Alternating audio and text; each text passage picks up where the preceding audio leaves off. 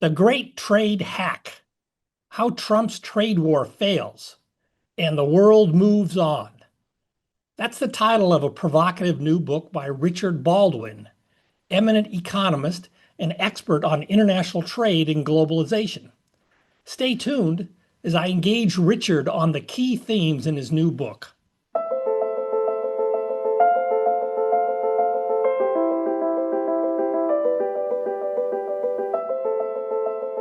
Welcome to Economics Applied, a podcast sponsored by the Hoover Institution.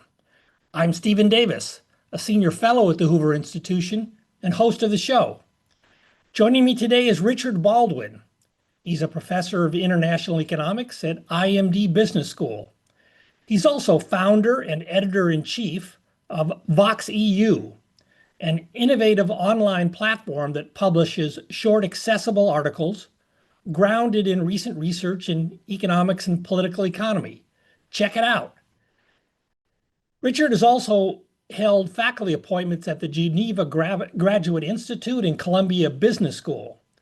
In his youth, he served as senior staff economist at the Council of Economic Advisors under President George H.W. Bush. Welcome, Richard. It's great to have an opportunity to speak to you about your extremely timely book. Thank you, Stephen. It's great to be here. And yes, it is a timely book. I had to rush it to get it out between the suspension and the July 9th deadline. So yes, it was a bit of a rush, but and events have already moved on, despite the speed with which you wrote and published the book. But we'll get into some of that. So your book advances what you call the grievance doctrine as an explanation for what I refer to as Trumpian trade policy, or perhaps lack of policy. And you write, we should not think of the hack as trade policy, but rather as vengeance. Economically, the tariffs are riddled with contradictions, but at an emotional level, they make perfect sense. Elaborate on that for our audience, if you would. Okay, so let me start out by explaining the journey, the intellectual journey, which got me to this point. So like most trade economists, most economists, period, I'm very uncomfortable talking about emotions. And I'm certainly very uncomfortable about psychoanalyzing policymakers and why they're doing things. But anytime people talk about Trump's trade policy, especially in a second term, they use words like erratic, chaotic, makes no sense. That's crazy. And they keep saying the same thing day after day. At one point, I thought, well, maybe there's a different way to look at it. And I actually read the introduction to the president's trade agenda for 2025, which is normally a very bureaucratic, technocratic thing written in diplomatic tradees, complaining about other countries' trade policies normally. And the introduction is usually very stodgy. This year, it's like a Greek myth. It starts out with America is the greatest nation the world has ever known, and goes on to say that America, and this is, remember, the president's trade advisor writing more or less in words for the president, America played by the rules and got played. Globalist elite abroad and globalist traders at home stuck it to the middle class in America and got rich as the middle class atrophied, stole our jobs, all this sorts of stuff. And I thought, well, maybe actually that's what he's thinking.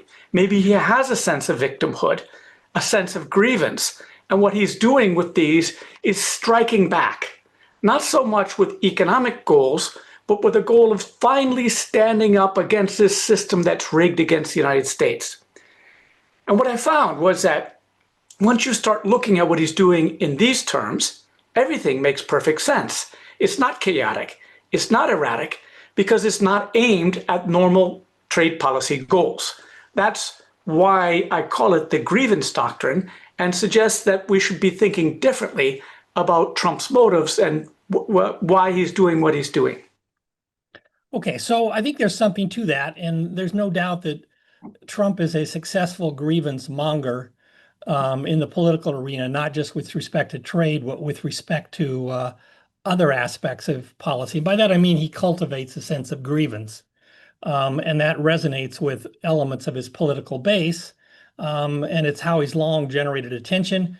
And from what I can tell, he actually believes some of the nonsense that he spouts about trade, which may not be true about many other things that he says.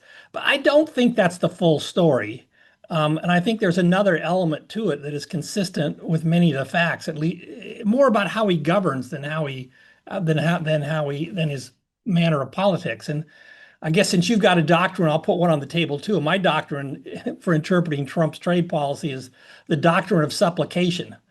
That is the chaotic back and forth, erratic nature of the policy is useful when you're trying to draw attention to yourself and cultivate supplicants because you are the one who is creating the chaos and the erratic nature of policy. And you are the one who, if properly genuflected to and praised and strike a deal that makes the president look good, well, then you'll get some relief from all the chaos.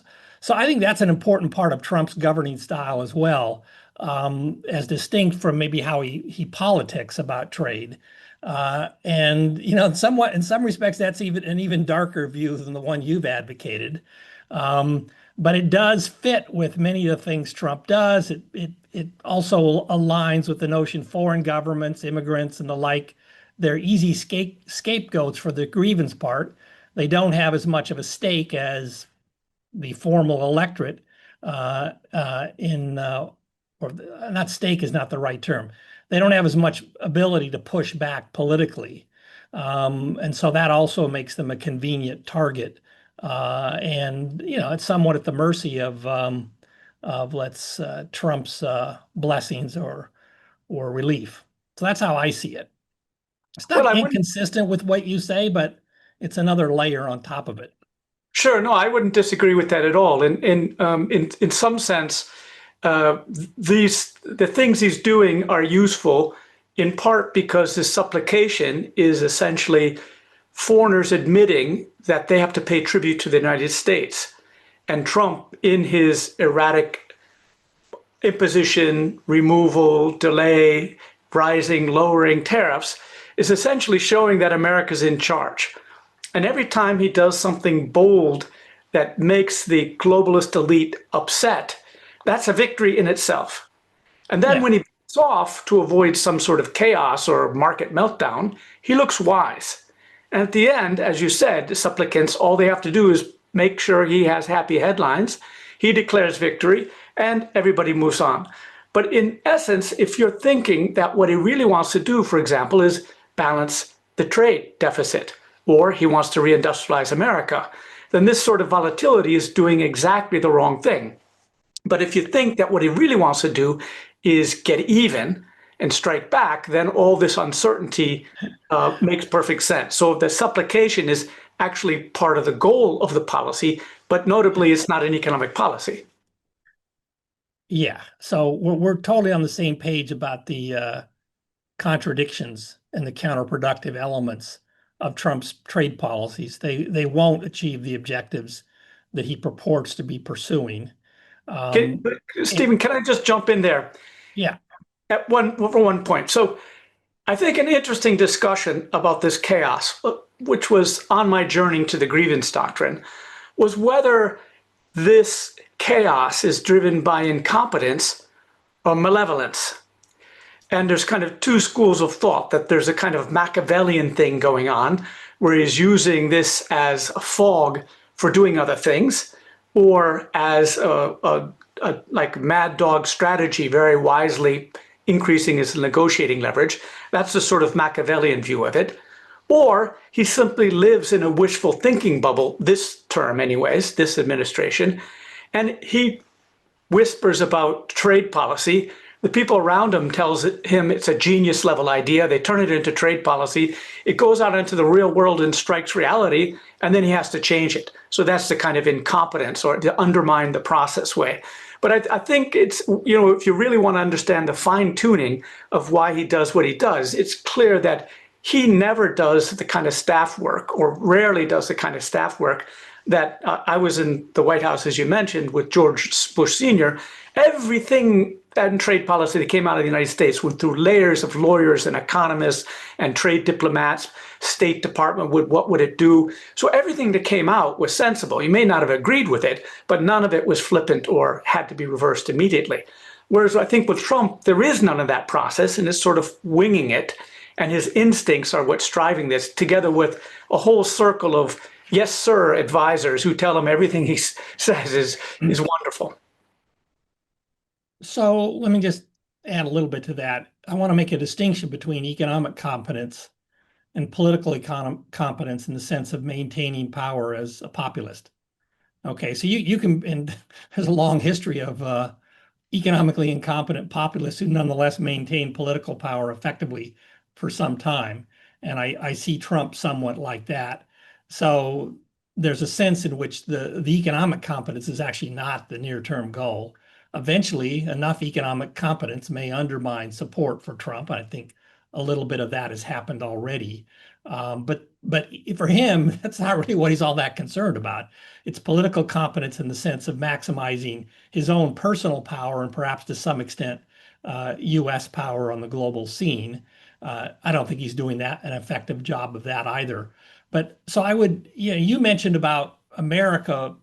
Trump wants to demonstrate America's power and America's weight in world affairs, but he also wants to demonstrate his personal power in American affairs. It isn't just, and it even isn't so much primarily against foreigners. I mean, he wants Apple's Tim Cook to come and beg for relief so he can manufacture his iPhones in an efficient way. So you can go on with the list. It's really, I think, about Trump's personal power and maybe that of his immediate family and cronies that motivates much of what he does.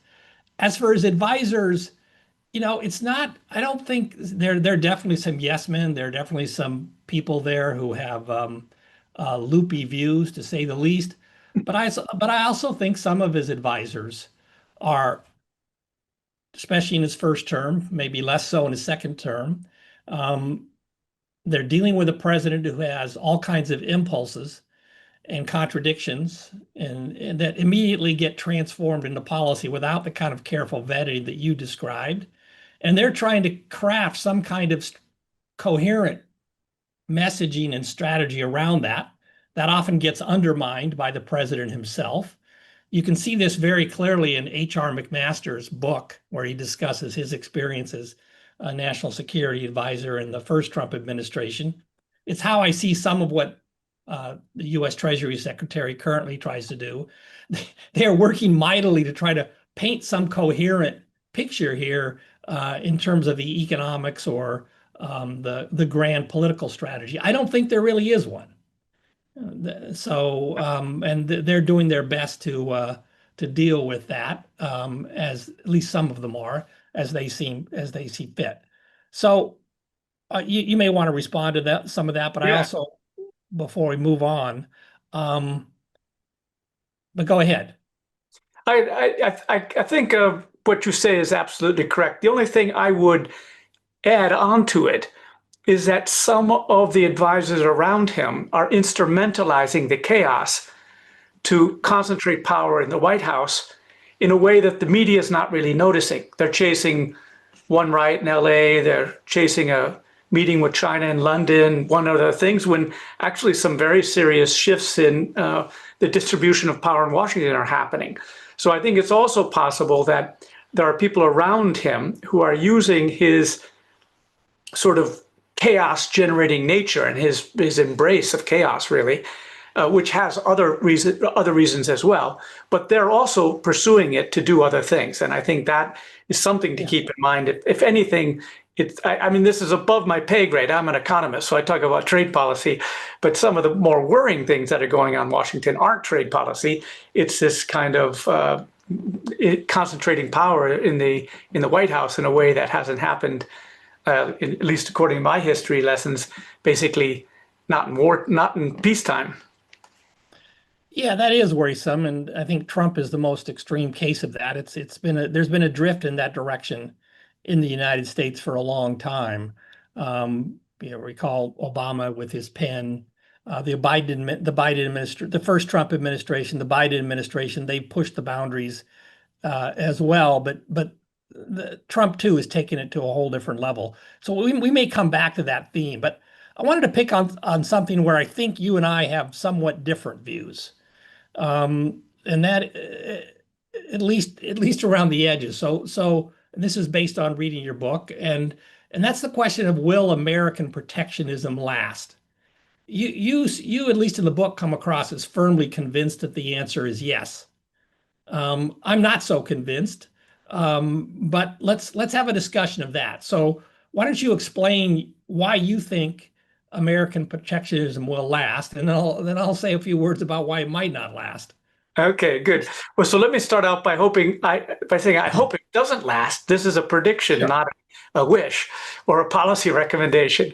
So my dad, for instance, worked as the first chief economist of the STR and the Kennedy administration, preparing the United States for the U.S. Kennedy round. So multilateralism and trade openness is a deep history in my family. So anyways, this is not new. And I think it's going to last. So I think there is a tendency to think that Trump has completely broken the mold. But I think the way I view it is from Reagan to Bush Jr., America was super pro-trade. Democrats, Republicans. So much so, I was a voting Democrat, but had no problem whatsoever working in the Bush Sr. White House because there was no difference between Democrats and Republicans on trade policy, with tiny little differences here and there. And it was Clinton who pushed NAFTA. It was Clinton who got the U.S. into WTO. Bush Jr. had all sorts of free trade agreements that he loved. Then came the global financial crisis. Now that had lots of downsides, but especially the Great Recession hit the American middle class very, very hard. And I think it started what you might call the grievance narrative or victimhood narrative, or the idea that the system was rigged against the American middle class because the car companies got bailed out, but not the car workers. The banks got bailed out and none of the bankers went to jail. But people who lost their homes because of lack of mortgage payment, they did not get paid out. So the idea that the system was rigged against the middle class really started taking hold. And that's why Obama, who is ultimately a Davos man like everybody else in the traditional Democrats and Republicans, he had to treat trade as if it was a four-letter word in his first term. So in particular, he put on ice all the trade agreements that Bush Jr. had started, and he had started tons of them. He also was the first one to block the appointment of a WTO appellate judge, which was the start of a long process. And people will disagree as to what exactly he was doing there. But in any case, it was a beginning where the U.S. was no longer forward-leaning leader of trade liberalization and the WTO.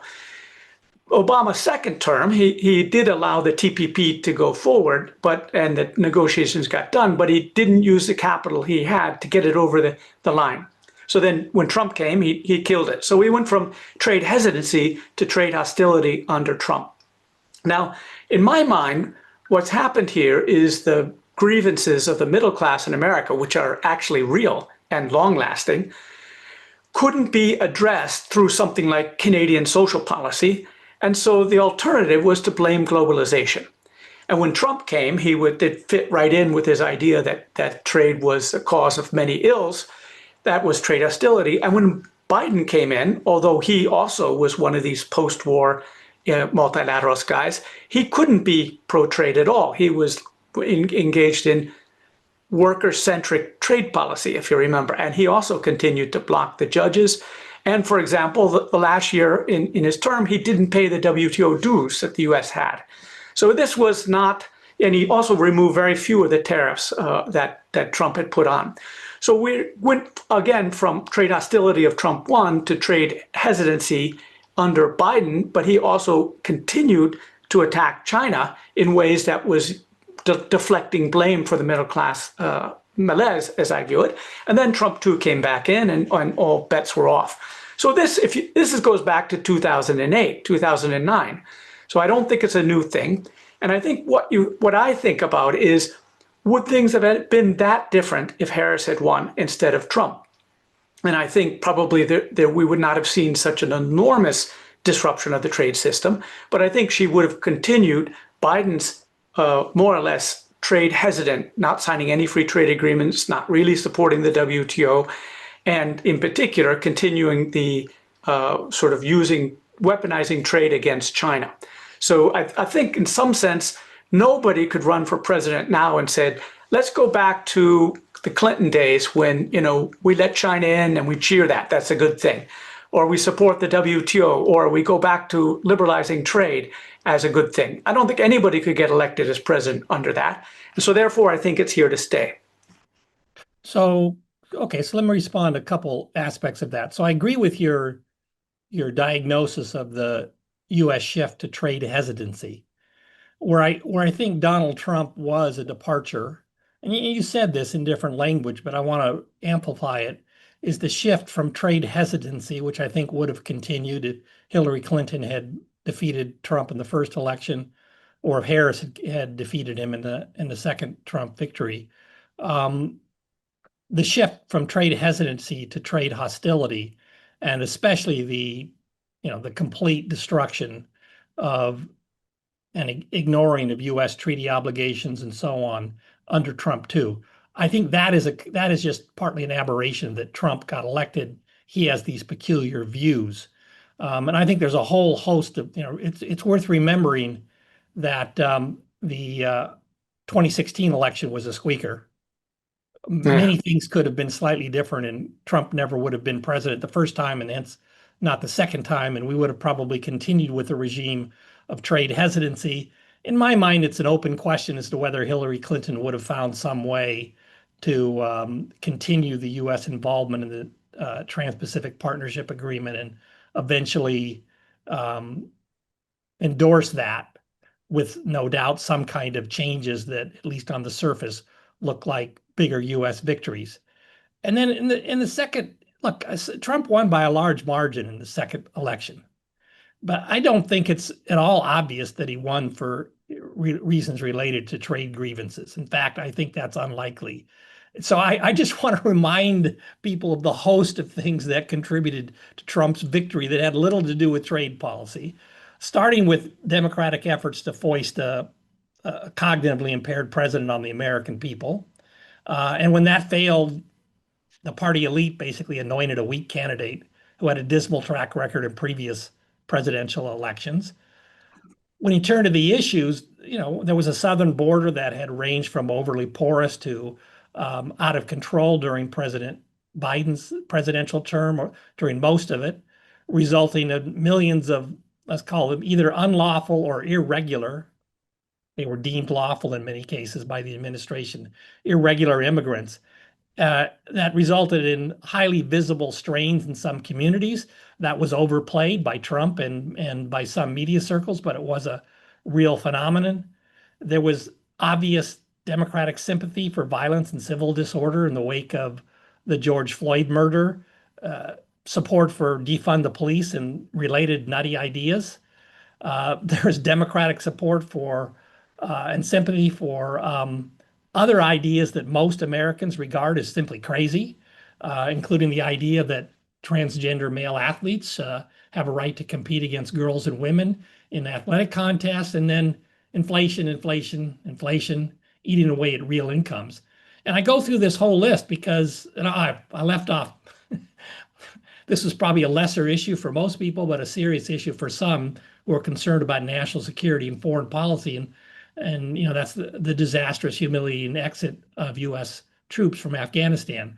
So I didn't put trade in the list there. You could add trade too, but it's just one of many things. And I don't actually think, though Trump sees it that way, I don't think you can read the election as some kind of mandate for some massive shift in U.S. trade policy. Now, that said, aberrations have consequences. You can have I think the fact that we got Trump once and then twice is something of an accident. There were some deeper structural forces that he tapped into, but it's something of an accident, and accidents can have persistent consequences. There's path dependence. And there's no doubt that Trump has cultivated a much greater sense of grievance around trade policy issues than would have been the case otherwise. And I think it's an open question as to how durable those will be. As there are efforts underway in the U.S. court system to essentially say to Trump, look, most of your tariff hikes were unlawful and in some cases perhaps unconstitutional in their abrogation of congressional authority, and so on. So we'll see how that plays out. But I don't see the United States as fundamentally as protectionist as you do. I think it's more trade hesitant, as you described it earlier, and that means there's room for skillful political leaders to navigate our way towards productive trade agreements, which is what I think Clinton did during his presidential term, to his credit. And it wasn't an easy political challenge then either. But for all his flaws as a human being, he was an extraordinarily skillful politician and had some sense, I think, lacking today, of what constitutes a productive economic policy. So that's kind of one dimension along which I disagree a bit with your assessment. There's a second dimension, but I just said a lot there. So let me come back. Sure. Let me see if you want to respond to any of what I just said. Sure, of course. So I think what I agree with is that this Trump extreme hostility is unusual. And I think it has very little support in the Republican Party, certainly not the Democratic Party. But there is a kind of, it has a emotional resonance with a certain base. So I agree with that. It'll be hard to continue at that level, at that pace. In particular, I mean, basically, he declared war on the world trade system. It's not a trade war. He broke every trade promise America had ever made to anybody at any time in any forum. And it then acted as if there were no rules, and that was a plus, with this idea that those rules were agreed by the global elitist traders in America, who, in guiding the system, what most of us think about was enlightened self-interest, guiding the system, co-prosperity for everybody.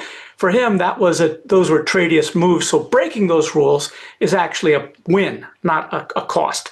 So I think that's so extreme that that's not going to continue. But as you pointed out, it'll be very hard to get back the trust. Trust comes on foot, leaves on horse, and there's very little trust now in the US, especially since this was Trump's second term, not some one-time aberration. So that, I think, is an issue. So I can see that maybe the next president could think that probably restoring America's role in the trading system would be a good thing for America and could sell it as such, as long as it didn't involve, signing free trade agreements with low-wage countries or some hot-button issues like that. So I agree, it could dial back to a trade hesitancy. My point, though, was that the world has, for 2 generations, relied on the United States to be the leader of the trading system. Not just somebody who goes along, but to take the lead in getting things done, to start the Doha round, to finish the Doha round. That was the US who did that, to sort of move towards the Joint Studies Initiatives, which is these smaller groups working on issues like plastics or fishing. That was also US leadership. And that kind of leadership, I don't think, will be popular for the foreseeable future, because it reminds the middle class that, this idea that they need to be, that they were victims of of globalization. Despite that, the elite are pursuing trade liberalization or supporting the trade system. So I think it's that middle class perception, which is now locked in, that it was globalization that did it to them rather than automation or any other big trend, that will be very hard for any American president to reverse. And therefore, the US we're in a sort of post-American leadership era. So maybe that's a refinement on protectionism as permanent. But I think America has, at least for the foreseeable future, stepped down from leadership of the world trading system. Would that fit? A couple things. One, look, both of us share the view, and I want to make it explicit in case it's not already completely evident. Trump's trade policy and Trump 2 has been tremendously destructive. And, I gave some remarks at Hoover, which you recently, a month or so ago, which you were kind enough to cite in your book, and I titled them Destructive Trade Policy. And it's just astonishing what has happened. As you pointed out, the U.S. has been the leader in building and sustaining and supporting the global trading order, since throughout the entire post-World War II era, and has now, just treated all of that as a dead letter. And it's more consequential than any other country behaving that way, given the history of the U.S. role, and given, at least in my judgment, there's no obvious replacement for the U.S. There can be partial replacements from Europe and perhaps China in some respects, but no other country is presently in a position to play the role that the United States has historically played in the global trading order.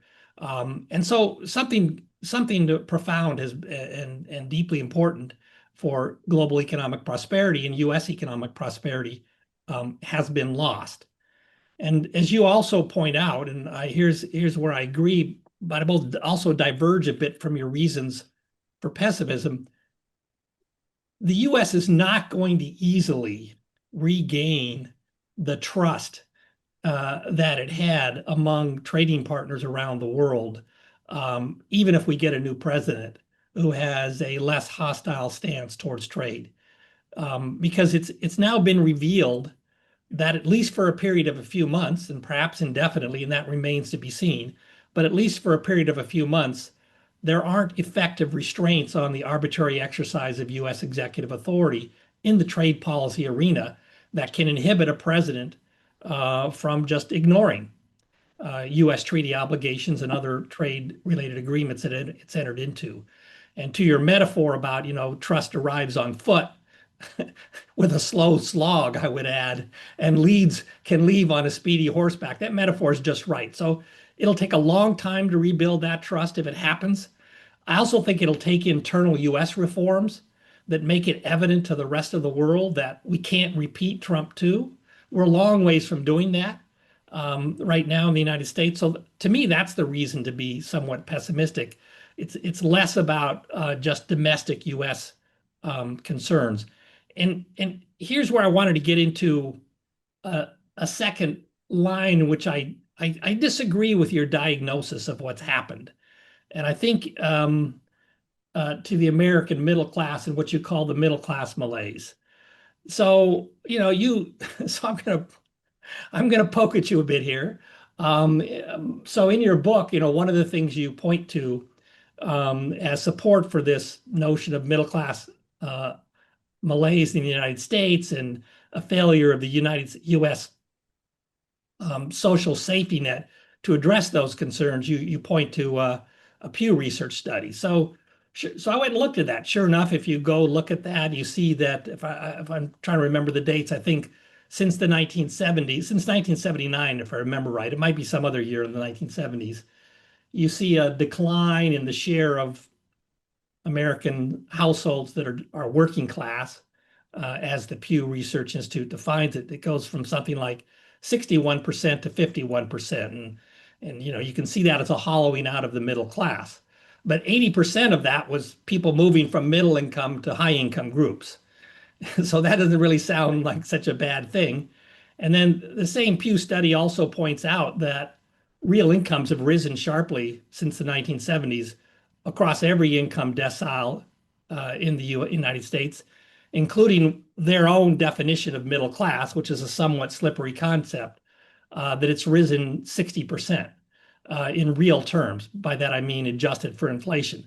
So that doesn't really sound to me like on narrowly income grounds, there's been some kind of big headwind against the American middle class. The other, in my view, somewhat misleading narrative that you propound in the book on these lines is the notion that somehow the United States social safety net hasn't responded. And I think that's a misconstrual of what actually happened, as opposed to the political rhetoric around what happened. So here I refer to, I think, work by the CBO, and there's a September 2024 study by the CBO that demonstrates quite convincingly the considerable expansion of the redistributionist aspect of the American social safety net since 1979. So they're tracing 1979 through 2019 or early 2022. I can't remember which, but it shows, there's a great deal more redistribution through the American social safety system. By that, I mean Social Security, Medicare, Medicaid, SNAP, unemployment insurance benefits, and so on. So that runs, I realize that runs counter to people who say, well, Ronald Reagan somehow, completely engineered a sea change in the role of government in American society, but that's just a false narrative. So I don't actually think the malaise in the American middle class, to the extent there is one, has to do either with slow real income growth or a failure of the social safety net to expand. Hasn't expanded as much in Europe, but it's expanded a lot in the United States in the last 50 years. There are other failures of the American system that we might want to get into, but it's not the one that I see you as primarily attributing the failure to. Okay, so let me take those. So first of all, the spending on the social policy has gone up, but to a large extent because medical care in the United States has become so expensive compared to other countries. So the outcome, though, is worse. So the US life expectancy, which is quite a good, neutral, hard to debate measure of overall social well-being because it affects your treatment and nutrition from the day you're born to the day you die. And also millionaires who can afford, and that's a lot of people these days, millionaires who can afford amazing end-of-life treatment, extends them for 5 or 10 years. That doesn't change the bet. So I think the idea that the spending has gone up misses the point of that the real effect hasn't. So I mentioned life expectancy in the US is distinctly growing slower than the whole rest of the advanced economy. In fact, China just caught up to the US, believe it or not. China has an income above the level of Peru. The other is all the social ills. For example, the opioid epidemic, the obesity epidemic, frequent school shootings, what Ann Case and Deaton call deaths of despair, suicides, alcohol, and drugs for young men, especially young white men, especially. The lack of marriage and increase in out of wedlock births, the increase in mother mortality. We can go on, and the social ills in the United States are distinctly higher than they are in any other advanced economy in the world. So if you measure the support to people who are in distress, and the distress, in my view, came from a globalization shock and an automation shock that hit in the late 80s, early 90s, which I call globotics. So it's automation through ICT, and that same ICT turbocharged offshoring of manufacturing jobs. And both of them hit people who work with their hands on tools, but helped people who work with their hands on keyboards. And that led to this great divergence and a sort of schism. So what I would still stick with the idea that the American middle class feels at least like they're suffering. And if you compare it, not in terms of spending shares, but in terms of outcomes, I would argue it's the same way. And let me just throw one more thing in there, that it's not about safety nets necessarily. It's also about active labor market policies that help people adjust to the shocks that come along. And I would point out, for example, that in Europe, there is a populist narrative, but it's against immigration, not globalization, because the policies have allowed people or helped people shift out of jobs where you have your hands on tools to jobs where you have them on keyboards. They've done that or supported them in between. The migration in Europe is a different issue, and that's where the kickback has been.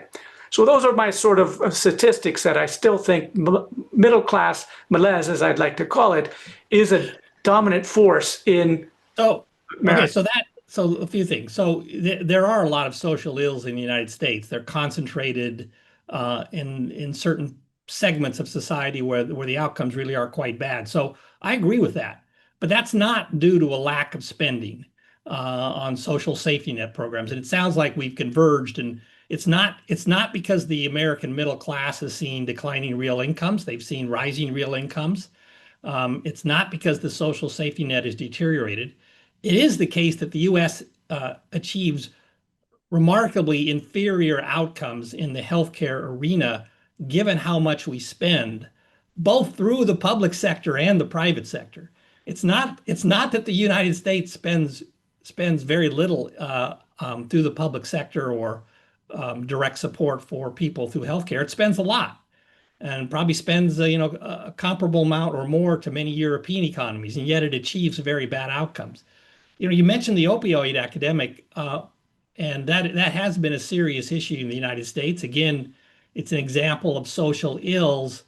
There's a new NBR working paper out, which I mean to read. All I've done so far is glance at the abstract, which claims that there's a lot of we know there's a lot of spatial variation in the severity of the opioid addiction crisis in the United States, but this paper traces much of that to what it calls quasi-exogenous variation in prescribing patterns. That by itself is tied to some extent to Medicare and Medicaid policies. So I think the point and the other social ills you mentioned, yes, people who work with their hands have not done well in the United States, men in particular, but that's partly because of a failure of our public education system to respond to the really profound changes in the kinds of skills that will serve you well in the labor market. So my view, summarized briefly, many public sector failures in the United States that contribute to these social ills you're describing, but it's not the lack of spending.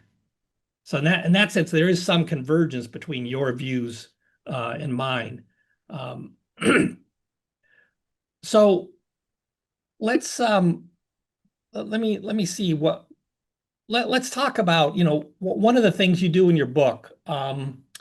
You talk about where we might head next, and maybe we can shift to that. And so you sketch out 3 scenarios for, and by we, I mean the global economy, the global trading system.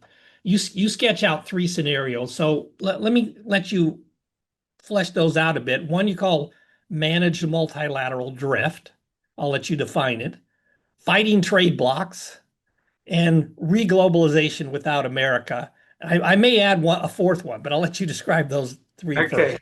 Okay. Well, so there is an initial one, which is the 1930s redux, and I dismiss that as unlikely, but something scary and to worry about, because in trade wars, like regular wars, control is the first thing you lose. So who knows where this is going to go? We should be worried about it, but I don't think it's going to happen.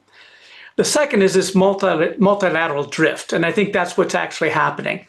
So the Trump tariffs were like a stone thrown into a pond. It caused ripples, and those ripples are changing trade policies all over the world in real time.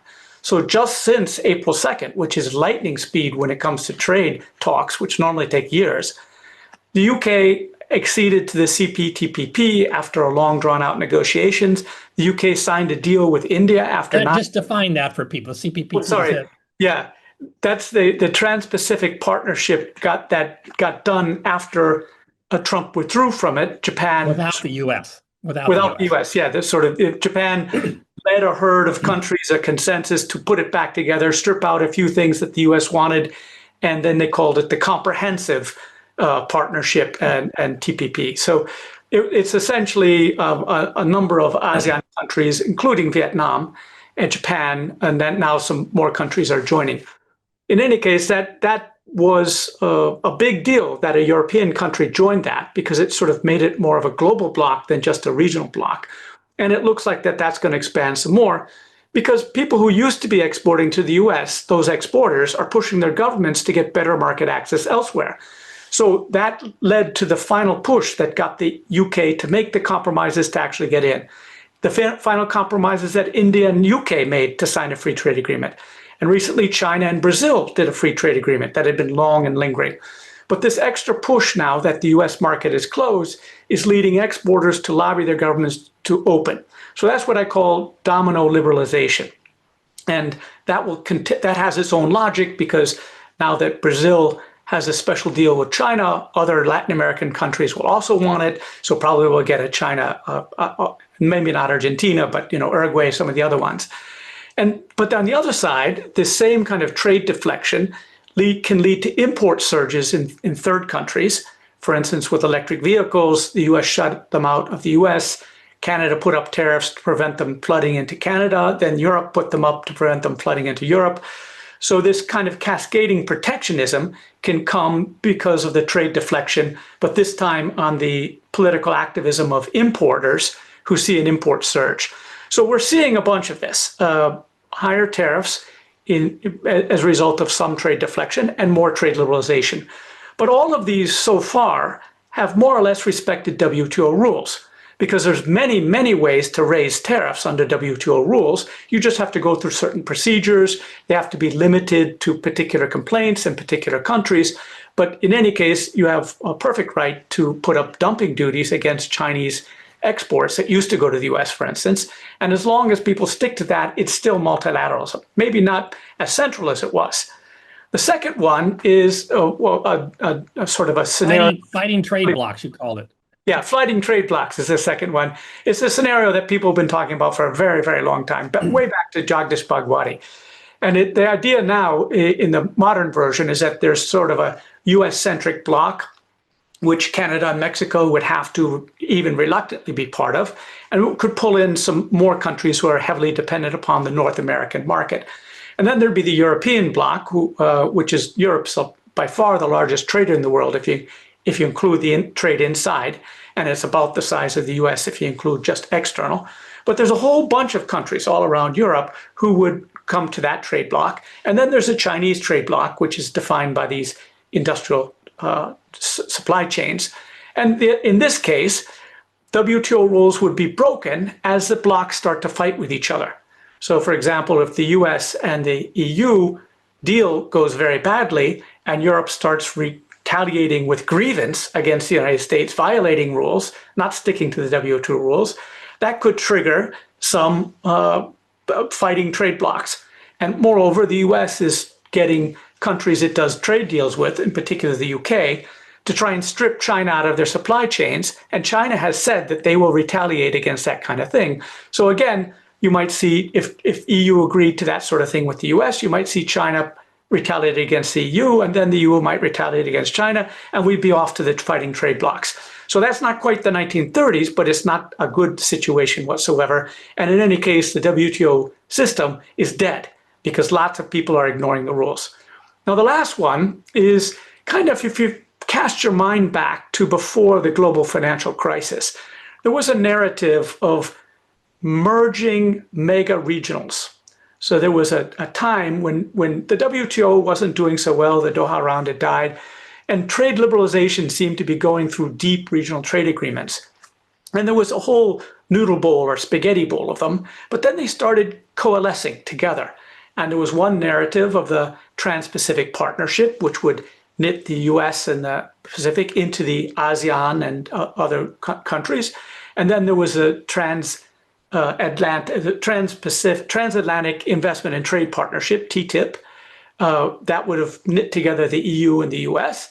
And so we would have very soon come to a situation where we had these mega regionals, which were writing the rules, underpinning trade in global value chains. Now, that could be reunited. It stopped when the US stopped being a leader on anything and withdrew from those two major agreements.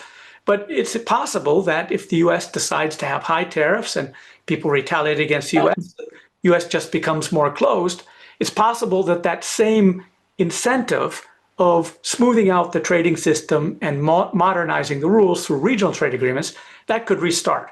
So that's re-globalization without the US. And I don't know how likely it is, but if the U.S. isolationism goes on long enough and gets extreme enough, I think that is what will happen, because the rest of the world kind of likes the world trading system. Everybody has its beefs, and everybody has beefs with everybody, but the rules kept the beefs into commercial disputes, and everybody could continue, growing, innovating, trading, and investing, and all that good stuff. So I think that might snap back. So I think scenario one, drifting multilateralism, is actually happening and will probably continue. If it continues long enough, I think it'll go into the re-globalization without the US.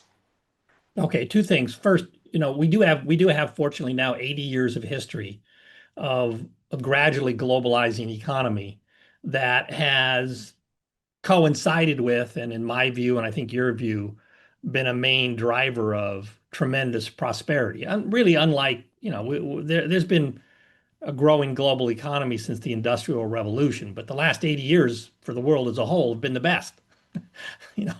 And I don't think it's a complete accident that that happened as the rules-based trading system was growing. So that's kind of point one. And people, Donald Trump excluded, but many people around the world see that and recognize that, including political leaders who want their own countries to thrive economically. So that's point one. Point two is and you talk about this in the book, and I think this is a very important point that is not yet penetrated much of the policy discourse in the United States. You point out all three of these scenarios have important implications for the United States, which you kind of summarize in the term lost markets and lost leverage. And the reason that the lost markets come about is if the U.S. just stands pat and does nothing, while other countries are reducing trade barriers amongst themselves, the U.S. is effectively disadvantaged. Because if you can now buy cheaper cars from South Korea, then it looks less attractive to buy cars from the United States. So just standing back, and this is true in all three of your scenarios to a greater or lesser extent, the U.S. will be disadvantaged by standing back in direct economic terms, but it will also lose, and this is your lost leverage point, much of the geopolitical leverage that it has, that China now has, because it was such an important trading partner for countries around the world. So on both those scores, the United States is going to lose if it just stands back and does nothing.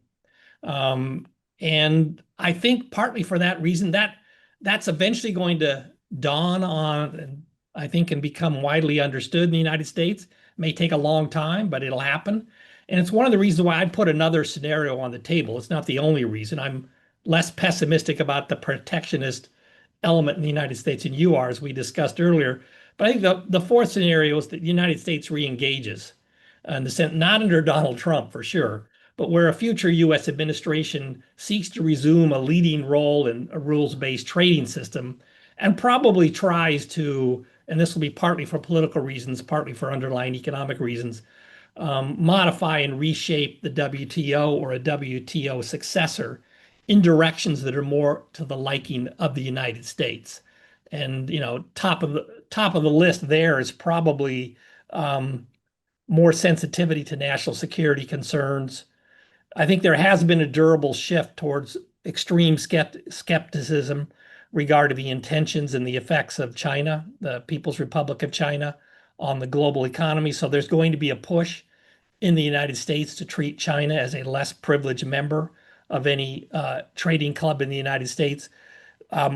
We could go on. There are other things I think the United States might push for or should push for, but I've already said a lot, and I don't want to take the conversation in a whole new direction. So I just want to see, you didn't put that fourth scenario as even in your low probability category. Right. It strikes me as unduly pessimistic. Yeah. So when you said you believe that a future administration could realize that they've lost this leverage and geopolitical leverage, which helped the United States in the war on terror. It helped the United States in the war on drugs. It helped the United States in the Cold War. So this kind of leverage had concrete benefits to the United States, which is why we called it enlightened self-interest. It was not a charity exercise for the United States.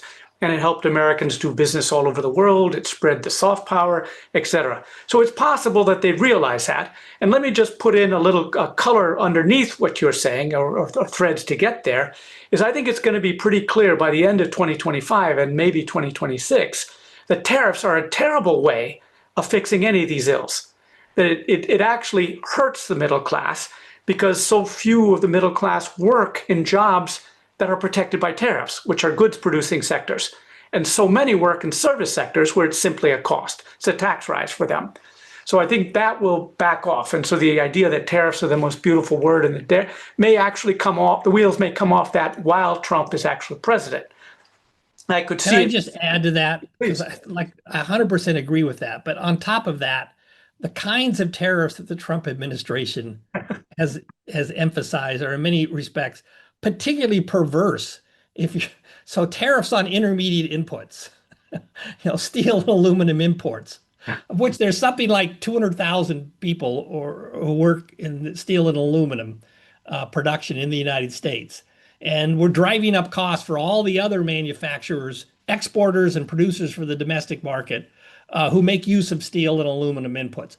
That's just nutty if you're given the stated goals of the Trump administration. So Yeah. even if you were trying to design some sensible import substitution policy, which many countries have tried and failed, maybe a handful have actually had some success with it, but not very many. You wouldn't design it that way. So that's kind of nutty element number two. In addition, you kind of have nutty element number one. And then something we've also talked about before, all of the uncertainty and the Mm. lack of any reason to trust even the trade agreements that Donald Trump enters into. Because one of the first things that he did was tear up effectively the USMCA, which he negotiated with Mexico and Canada in his first term. So you as a business person won't be interested in making investments either in production facilities in the United States or in distribution facilities that run through the United States for purposes of domestic manufacturing production or exporting abroad. So this is an extremely ill-conceived trade policy, even if you were to accept the premise that we ought to have high tariffs on some imports in order to support the growth of manufacturing activities in the United States. Even by that standard, this is a terrible policy. Absolutely. I couldn't agree more. And I think that is one of the things that led me to think about Grievance was driving it rather Yes. than goals. He talks about Clearly, manufacturing. economic logic is not driving it. It's not driving it because everything he's doing with the tariffs is actually deindustrializing America. But so let me go with that. Let's to sort of underpin. Let me lay out a scenario where it might go your way, but I'll lay out another scenario where it might diverge even more. So let's say that comes around July and all these deals are supposed to be done. All the tariffs go down to 10%, even across the board. 10% doesn't disrupt the world trading system. And if everybody gets 10%, Trump is implicitly following the MFN principle, the non-discrimination principle. So this idea that everything gets help, as long as they stay at 10%, it wouldn't be the end of the world. If that's and we're confident they'll stay at 10%. And confident, that's right. That's the other thing. They got to be confident they'll stay there. Yeah. So, but then, if tariffs, if he used the tariffs, he declared victory and went home, these are the tariffs, then I could see how people in the next administration might keep the 10%, which would be largely offset, by the way, by the dollar. But in any case, they might then try and re-engage and help American multinationals, or maybe they would try and organize a coalition against Chinese subsidies or do something like that. But on the other hand, Trump has talked about this Mar-a-Lago Accord, where he's moving the craziness into the financial system, the dollar in particular. And in the bill, I don't know if it's still there, but the big beautiful bill has a section 899, which would give Trump a whole new arsenal of tools based on taxation of foreign investors inside the United States, based on unfair tax treatment of Americans abroad. Now, Trump defines the value-added tax as unfair, and basically America and one or two other countries are the only ones who don't have value-added taxes. So we could essentially, with this section 899, put taxes on anybody anywhere, including holders of T-bills, of treasuries, 10-year treasuries, and there's part of this Miran memo. So what I'm a little worried about is that if the tariffs settle down and he realizes that they really are not a way to be popular in the United States, that it would turn to this foreign taxation stuff, which would be equally populist, lashing out at foreigners, give them equal unilateral power. Like you said, it may be just about the supplication and his personal power. That would then start a whole new sequence of loss of trust in American economic leadership. So that's what I'm worried about. But re-engaging, if it stays at 10%, I can see them starting to re-engage.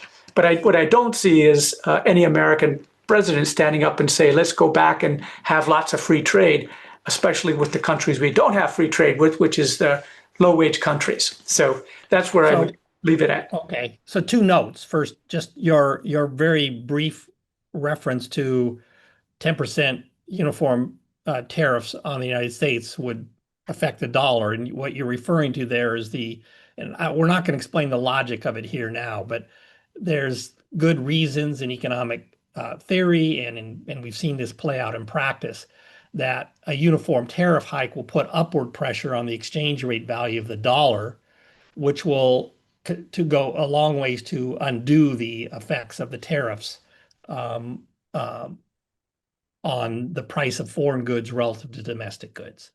So that's what you're referring to there. Yes. Second note, the previous guest on this podcast was Ken Rogoff. Okay. And the podcast is titled Dollar Dominance. And we talked about some of these issues. We didn't get into the details of Trump's antipathy to the VAT. But you're quite right. This is another domain in which Trump's policies, including trade policies, but not just trade policies, are eroding the dominant position of the dollar in the U.S. monetary and financial system. The trade policy is part of that. I discussed that with Ken Rogoff. That is another worrisome aspect of Trump's trade policy. It's also one that is quite counterproductive in that there are many benefits. There's some cost, but there are many benefits. And on net, I think there are large benefits to the United States of having the world's dominant currency in the international monetary and financial system, not least of which that kind of goes hand in hand with the United States having the world's most influential and impactful central bank that conducts monetary policy to suit U.S. economic interests rather than the interests of the rest of the world. And we can do that in part because of the dominant position of the dollar. So yes, that's another line of concern about Trump's trade policy that intersects with our discussion today. And for people who are interested, I encourage them to tune in to my discussion with Ken Rogoff, also based on a recent book, Our Dollar, Your Problem. Ken is great, and he's the guy you should talk to about that. But let me just also point out that the market turmoil between April 2nd and April 9th, when Trump backed down on his tariffs, was the large part, and the scariest part, was in the bond market. Yes. And it was really a worry that the United States was no longer a reliable economic governance, and people were worried about the status. So you saw the dollar dive, the bond prices dive, and equities dive all at the same time in ways that sort of smelled like the second global financial crisis. And so this spillover between trade policy, when it's sufficiently crazy enough, and international financial things, I think, is something to be worried about. And if the tariffs don't redress the deficit, the trade deficit, which it won't, it could end up leading to other things. So let me, if I can just on that, the other thing that's really costly to the United States of this is having to pay more on its debt. So right now, the U.S. has, over $35 trillion of outstanding debt. Something like 38 trillion. 38, and it consumes about 20% of all federal tax revenue just simply to pay the debt. That's like a big credit card. At the beginning of every month, 20% of your income goes to pay the debt, what you didn't pay off before. And if that goes from 4.5% to 5%, that's like a huge impact directly this year on the budget. And so I think this status of safe currency has some immediate effects. Now, I'm hoping that is at least one of the things Trump thought about when he took his 90-day suspension, and I hope he thinks about before he puts it back on.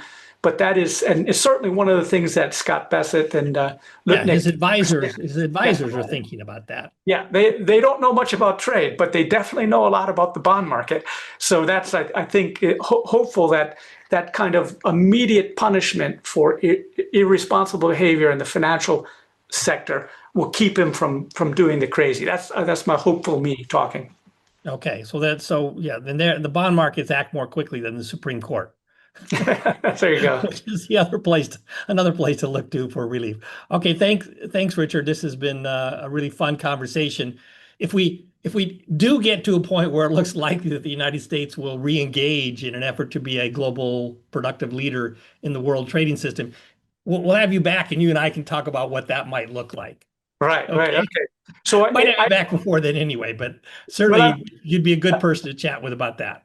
Sure. I'm going to do probably a couple more chapters after July, after this deadline, depending upon what happens, because I think that's another fork in the road for the international world history. I mean, economic history. That if this diverges, it's one thing. If it like settles down, it's another thing. And I think it's worthwhile commenting even after July 9th, assuming he doesn't push it off to another 90 days. Yeah, you may have to keep writing chapters for your ebook on this topic until the end of the Trump administration. And beyond, I hope so. I write a column on LinkedIn every Friday called Factful Friday. And it used to be about economic history. But then when Trump started being a serious candidate again, I turned it over to trade. So I have every Friday I write something on trade. So that's the one. Okay, great. So our audience should check out Factful History. And going back to my remarks at the beginning of the show, it's also worth checking out Vox EU, which you founded and are the editor-in-chief of, which isn't your stuff only. It's hundreds of economists, thousands of economists who are writing short pieces that are designed to be accessible to a broad audience, but grounded in research. Yeah. So the trick is that we get the authors of the research to write it up in a way that's accessible to anybody who can consider themselves an economist. So it's not for the average newspaper reader. But I know lots and lots of people who go there first to see what the research is without having to read the whole thing. So that it's about 2 or 3 every single day, 7 days a week since 2007. Okay. So there's a lot of them out there, thousands and thousands of them. One of the interesting things is you can actually see the history of thinking, for instance, on the global financial crisis or COVID or any of these big shocks. You can see how the profession evolved its thinking. In real time. It's all up there. Okay. All right. Thanks, Richard. Great to have you on the show, and take care. Take care. Keep up the good work. Okay. Thanks. Thank you for the conversation.